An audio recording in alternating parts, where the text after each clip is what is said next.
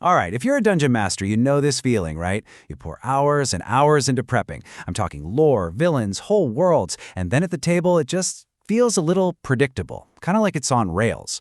Well, today we're going to look at 7 powerful patterns that are designed to just completely break your game wide open and make it feel alive.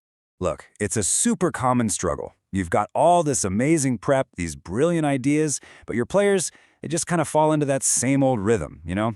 Follow the hook, kill the thing, get the loot. And yeah, it works, but it doesn't feel alive. So the big question is, how do we snap out of that cycle? And here's the absolute key. The fix isn't just more prep. It's not about burying yourself in notes or building even bigger worlds. No, it's about using the right patterns. We're talking smarter design principles that are built to get a totally different kind of reaction from your players. And just to be clear, these aren't some fancy writing tricks. Think of them as tools for your table. Actual, practical tools you can use right now to change how your players think, how they make choices, and maybe most importantly, how the world itself reacts to them. Okay, so our first group of patterns is all about one big idea, making a world that actually remembers. A world that isn't just sitting around waiting for the players to show up, but one that is constantly being shaped by what they do. So, number 1. Let's kick things off with a pattern that totally flips the script on what happens after the big win. You know, most campaigns accidentally teach our players that once the big bad is gone, the story's over. The world just kind of resets. But with this pattern, nice job breaking it, Hero, victory is anything but an ending. It's a destabilizing event. Think about it, right? When you take out a major power, you create a power vacuum. So your players take down the necromancer who is controlling this huge undead army. Awesome. Except, now that army is just wandering around uncontrolled. It's rampaging through the countryside, threatening villages that used to be safe. See? The players didn't fail, not at all. They succeeded, and now they have to deal with the consequences of the world they just created. Okay, pattern number 2. This one tackles a classic problem we all face, the dreaded lore dump. This is all about turning information, the very lore of your world, into a source of genuine conflict. Let's be honest, we DMs, we love our lore. Our players? They usually just kind of tolerate it. And you know why? Because we present it like a history textbook, just a bunch of facts. Well, the Unreliable Narrator completely fixes this by making every piece of information a matter of perspective. Nobody, not the king, not the wisest scholar, not even an ancient ghost has the full picture. So the temple's history books call it a righteous crusade, but then the players explore some ruins and find evidence of a brutal slaughter of civilians. Both sides might even believe they're telling the truth, but both versions are incomplete. All of a sudden, your players have to be detectives. Lore isn't a data download anymore. It's a mystery to be solved. All right, number 3. This pattern asks a really cool question. What if the places your players go? What if the dungeons and forests themselves were actually characters? Think about it. Most dungeons are basically just containers for monsters and treasure, right? You go in, clear them out, and you leave. But Genius Loci, which means spirit of a place, totally flips that idea on its head.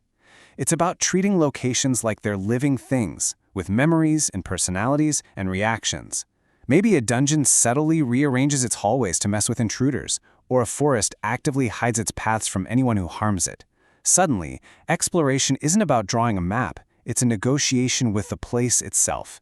And once your players realize that a location actually remembers them, every time they go back feels incredibly personal. All right, so we've got a world that remembers. Now let's take that same idea and apply it to the actual challenges. This next set of patterns is all about keeping your players on their toes and forcing them to think, not just react. And coming in at number 4, here's a beautifully simple trick to make even the most classic monsters feel brand new and absolutely terrifying all over again. Okay, veteran players, you know this one. You see a monster, you know its stat block, you know its weakness, and that knowledge just kills the tension. This pattern brings it roaring back by changing just one core assumption. Everyone knows you use fire on a troll, right? But what if in your world, hitting a troll with fire makes it split into 2 smaller trolls? Whoops!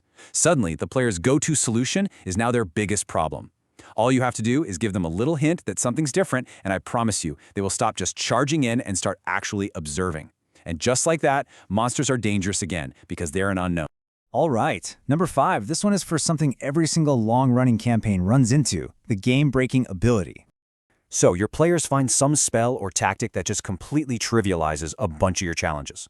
Our first instinct is usually to ban it, right? But that just feels awful for the players. Game Breaker gives us a much better way. You let it work, and then you let the world logically adapt. Are they teleporting everywhere and skipping your travel encounters? Well, guess what? Intelligent enemies are going to start digging up ancient teleport-blocking wards. Is their mind reading making every social encounter a breeze? Powerful people are going to learn how to shield their thoughts. See, this isn't punishment, it's escalation. The world is simply reacting to the new power level the players brought to the table. Power still feels awesome and exciting, but it's not effortless anymore. Okay, let's talk about the heart and soul of any great campaign, the villains. Our last two patterns are all about creating antagonists who are way more than just a bag of hit points. We're talking about true ideological challenges. So for number 6, let's take that classic, often cliché villain monologue and turn it into something genuinely powerful.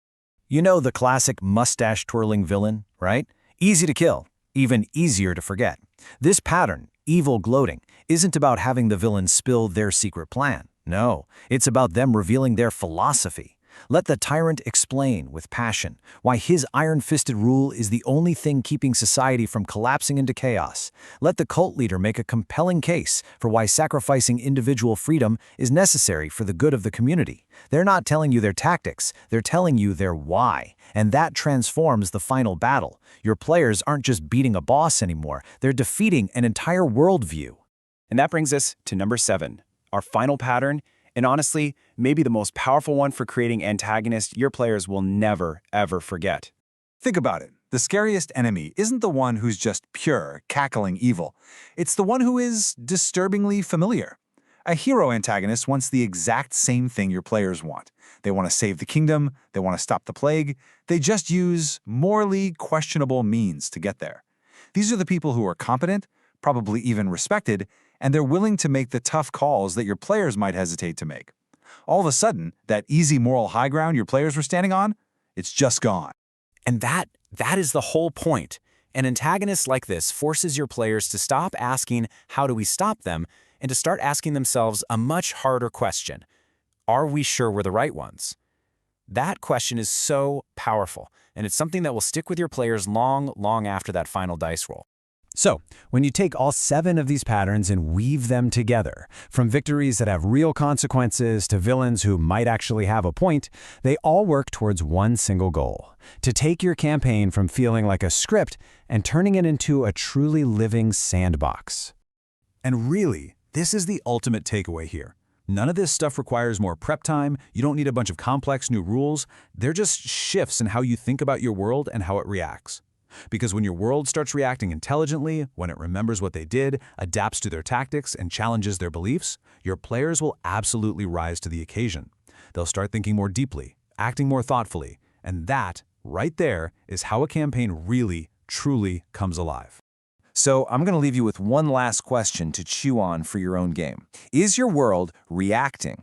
Is it actively changing based on your players' choices, spinning off new challenges and consequences, or is it just kind of waiting around for them to hit the next plot point? The answer to that question really does make all the difference.